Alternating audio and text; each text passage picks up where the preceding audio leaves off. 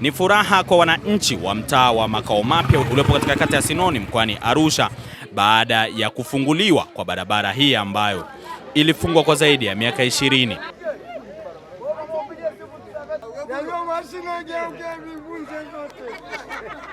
Sababu iliyopelekea wananchi kuvunja nyumba za Mzee Kimati ni baada ya gari ya zimamoto kushindwa kupita kwenda kuzima moto ambao ulitokea katika moja ya duka, ambapo imeelezwa kwamba kwa kipindi cha muda mrefu watu walishindwa kupita katika eneo hili.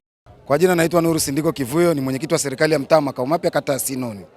Kinachoendelea hapa naona ni usawazishaji wa barabara, ambapo na mimi nimekuja kuona kwa macho, ni baada ya tukio la moto kutokea kwenye nyumba moja anaitwa Adinani Hamza Maanyu, nyumba ambayo iliwaka moto. Fire zilivyokuja zikakosa njia. Kwa hiyo wananchi wakaja wakaona kumbe hata kuna mwingine tena anaweza ikatokea.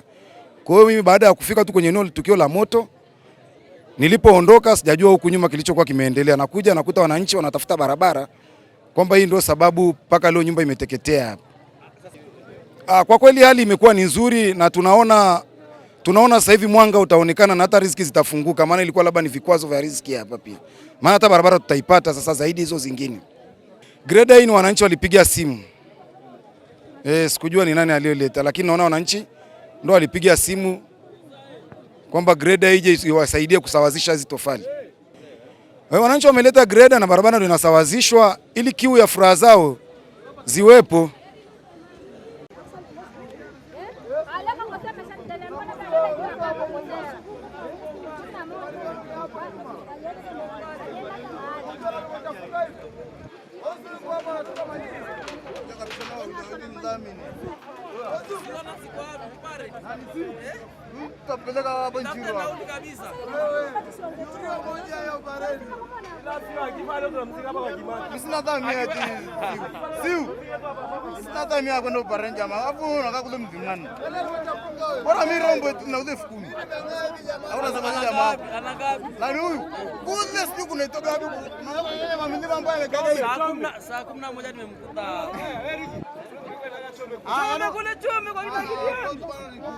Kutoka kina Gideoni sasa.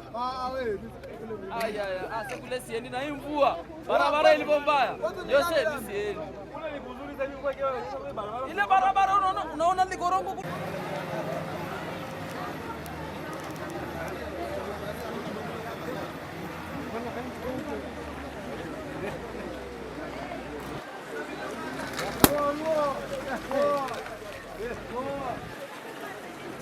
Sogea basi na wewe.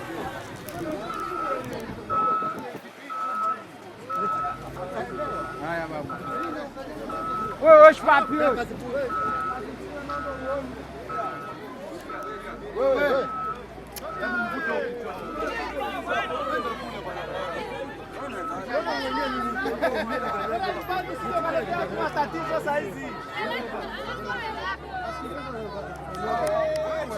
Kwa majina anaitwa Peter Nyasi Mkawe, diwani wa kata ya Sinoni.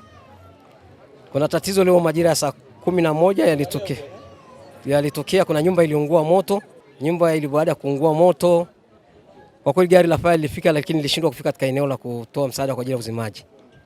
Na wananchi walichukua jukumu la kuanza kuzima moto huo kutumia maji ya ndoo, na matokeo walifanikia kuzima moto huo. Baada ya kuzima moto huo, wananchi waligeuka kuangalia kitu gani kinawasababisha gari la fire lisiweze kufika katika eneo.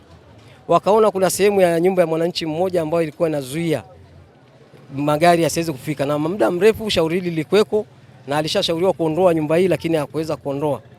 Basi wananchi walichukua jukumu la mkononi la kuamua kuvunja eneo lile kupata njia, kuweza kupatikana njia kuendelea.